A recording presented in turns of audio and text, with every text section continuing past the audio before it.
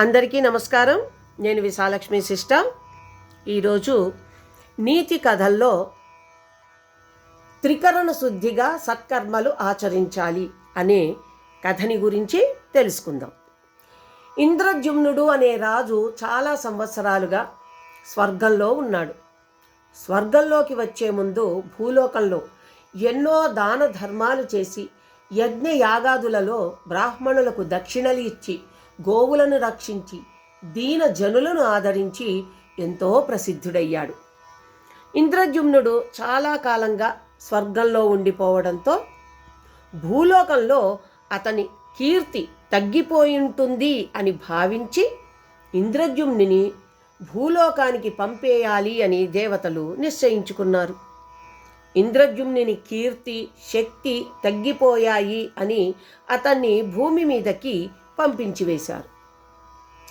ఇంద్రద్యుమ్నుడు భూమి మీదకి రాగానే తన ఆత్మీయుల్ని, తనను గౌరవించిన వాళ్ళని, తన నుంచి సహాయం పొందిన వాళ్ళని అందరినీ తలుచుకున్నాడు.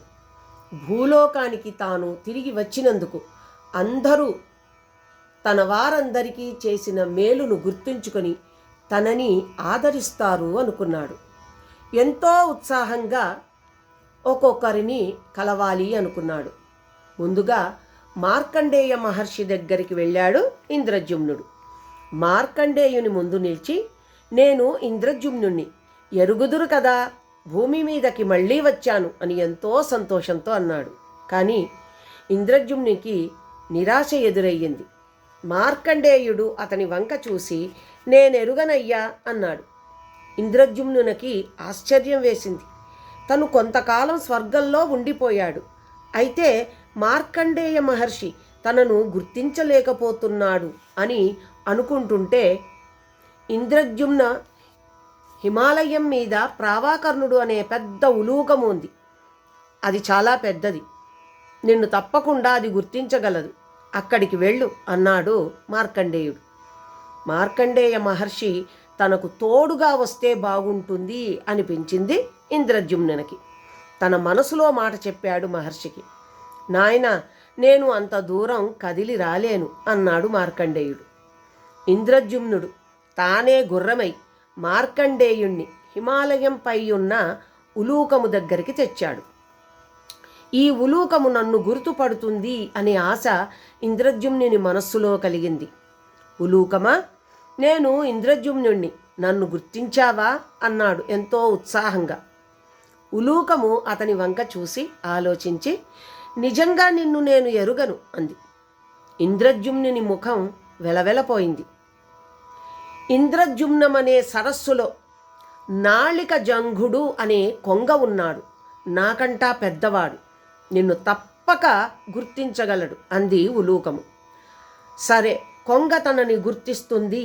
తను భూమిలో పరిపాలన చేసినప్పుడు తన కీర్తి ఎంత గొప్పదో కదా అనుకుంటూ మార్కండేయుణ్ణి, ఉలూకాన్ని వెంటబెట్టుకుని ఇంద్రద్యుమ్నము అనే సరస్సు దగ్గరికి వచ్చాడు ఇంద్రద్యుమ్నుడు. నేను ఇంద్రద్యుమ్నుణ్ణి, నన్నెరుగుదువా అన్నాడు రాజు. కొంగ మెడసాచి రాజుని చూసింది. ఇది నన్ను గుర్తించింది అనుకున్నాడు. కానీ కొంగ అలా చూసి చూసి, నిన్ను నేనెరుగను అంది. ఇంద్రద్యుమ్నుడు చాలా నిరాశ చెందాడు. కానీ కొంగ ఇంద్రద్యుమ్నుణ్ణి ముఖం చూస్తూ, ఈ కొలనులోనే నాకంటా చాలా పెద్దదైన ఆకూపారుడు అనే తాబేలు ఉంది. ఎంతో కాలంగా ఇక్కడే ఉంది. అది నిన్ను గుర్తిస్తుంది, అడిగి చూడు అని వెంటనే తాబేలుని పిలిచి, ఓ సందేహం తీర్చడం కోసం ఆర్యజనులు ఇక్కడికి వచ్చారు. నీ కోసం, నీవు కొలనులో నుంచి బయటకి రా అని పిలిచింది కొంగ.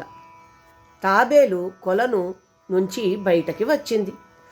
ఇంద్రద్యుమ్నుడనే రాజును ఎరుగుదువా అని అక్కడివాడడిగారు తాబేలును.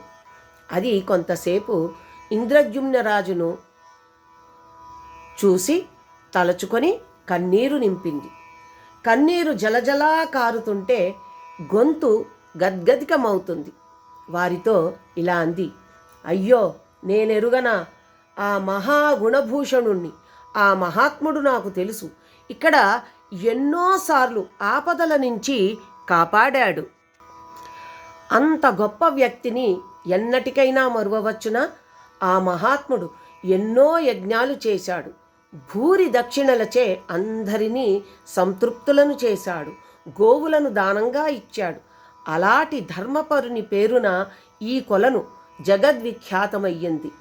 ఇలా అంటూ తాబేలు ఎంతోసేపు ఇంద్రద్యుమ్నుని ధర్మతత్పరతని, భక్తిని, దానగుణాన్ని పలు విధాలా స్తుతించింది. ఇంద్రద్యుమ్నుని ముఖం వికసించింది. అంతలోనే దేవదూతలు దివ్య విమానం తీసుకొచ్చారు. మహాత్మా, నీ కీర్తి ఈ లోకంలో శాశ్వతంగా ఉంది. నీకు స్వర్గనివాసం శాశ్వతంగా ఉంది.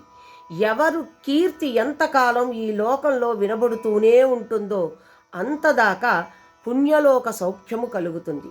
మహారాజా, ఇక ఈ దివ్య విమానం అధిరోహించడానికి రండి అని చెప్పగానే మార్కండేయుని, ఉలూకమును కార్యార్థం నాకు సహాయకులుగా తెచ్చాను. వీరిని యథాస్థానంలో వదిలి వస్తాను అని చెప్పి వారిని యథాస్థానంలో దించి ఇంద్రద్యుమ్నుడు దివ్య విమానంలో పుణ్యలోకానికి తిరిగి వెళ్ళాడు. త్రికరణ శుద్ధిగా సత్కర్మలు ఆచరించాలి. అంతేకాక దయాగుణం, దానగుణం మానవునికి శక్తిని ఇస్తాయి అనే సత్యానికి ఇంద్రద్యుమ్నుని కథ ఒక ఉదాహరణ.